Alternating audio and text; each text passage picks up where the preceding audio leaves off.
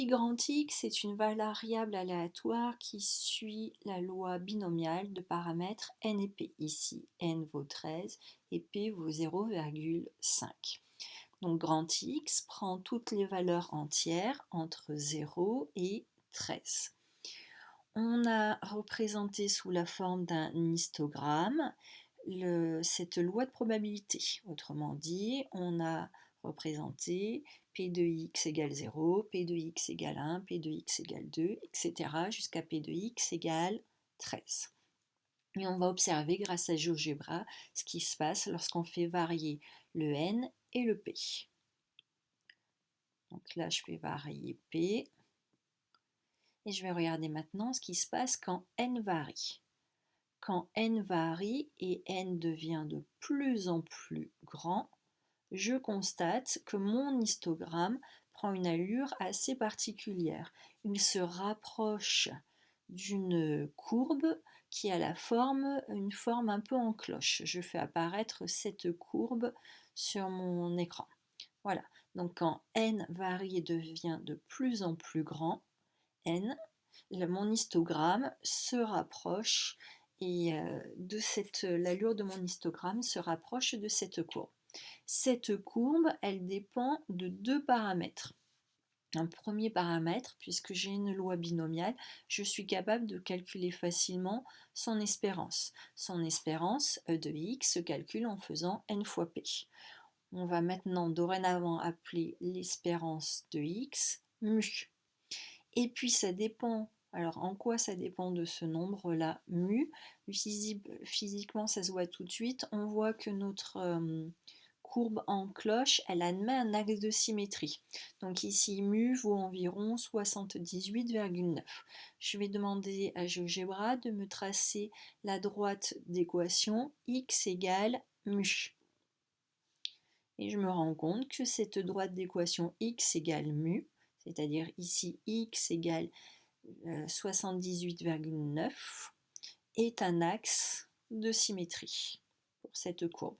Regardez, je fais varier aussi bien le n que le p et on se rend compte qu'on a bien affaire à un axe de symétrie.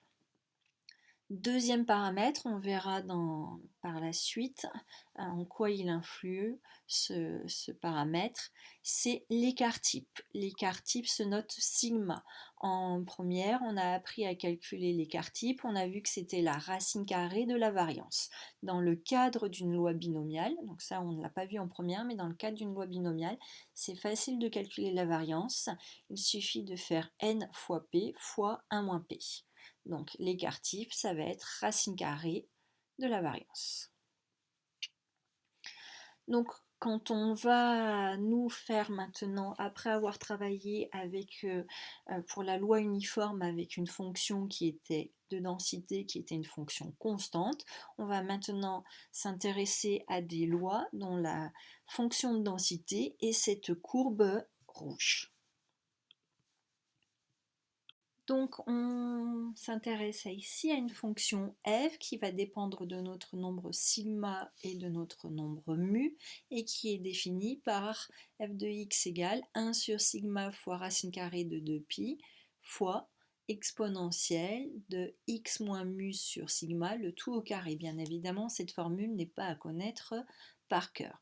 On va se poser la question de savoir si f est une fonction de densité. Donc f, c'est une constante, ça c'est un nombre réel, multiplié par exponentielle de quelque chose. Donc la fonction f, elle est continue de fait et définie sur r, donc entre moins l'infini et plus l'infini, donc sur r, la fonction est continue.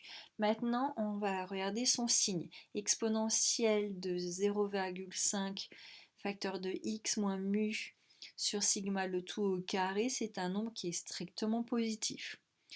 Multiplié par 1 sur racine carrée de 2pi qui est aussi strictement positif. Sigma, c'est un écart type, donc c'est racine carrée d'une variance, c'est donc un nombre qui est positif. Donc f, c'est une fonction qui est positive sur r. Donc f est définie et continue sur R. Elle est positive sur R et quand je vais demander à GeoGebra de calculer l'intégrale entre moins l'infini et plus l'infini, qui sont du coup les bornes entre guillemets du domaine de définition de f.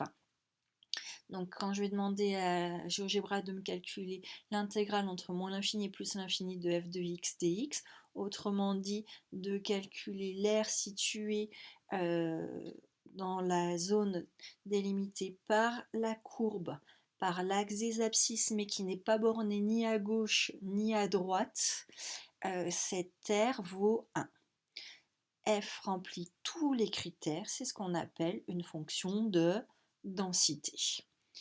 Donc on va regarder ce qui se passe quand on fait varier sigma. On se rend compte que notre intégrale, la valeur de notre intégrale ne varie pas. Même chose quand on fait varier mu. Donc toutes ces fonctions qui sont définies par cette formule de f sont des fonctions de densité. Et les variables aléatoires qui vont suivre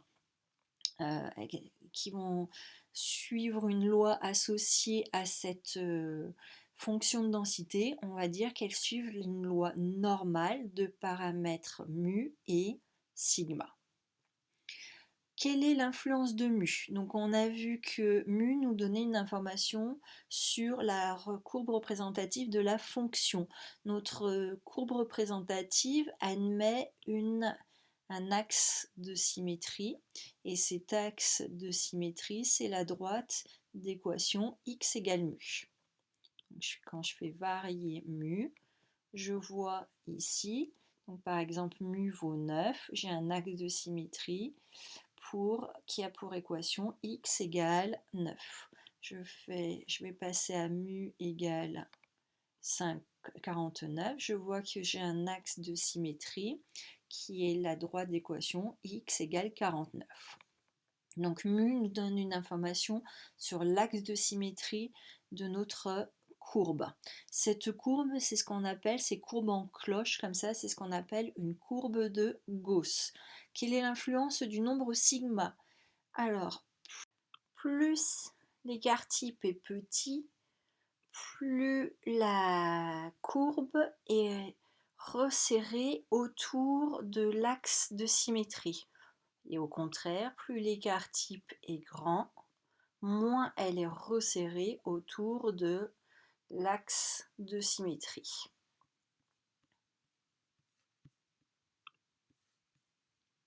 X, une variable aléatoire qui prend ses valeurs dans R et qui suit une loi de probabilité dont la fonction densité est la fonction f définie ici. On dit que x suit la loi normale de paramètres mu, c'est-à-dire d'espérance 24, et d'écart type 5. La première loi normale que nous allons étudier, c'est celle qui a pour paramètre, donc pour espérance 0, donc mu égale 0, et pour écart type, c'est-à-dire sigma égale à 1. Cette loi 1, je vais pas marquer. Cette loi normale qui a pour espérance 0 et pour écart type 1, on l'appelle la loi normale centrée réduite.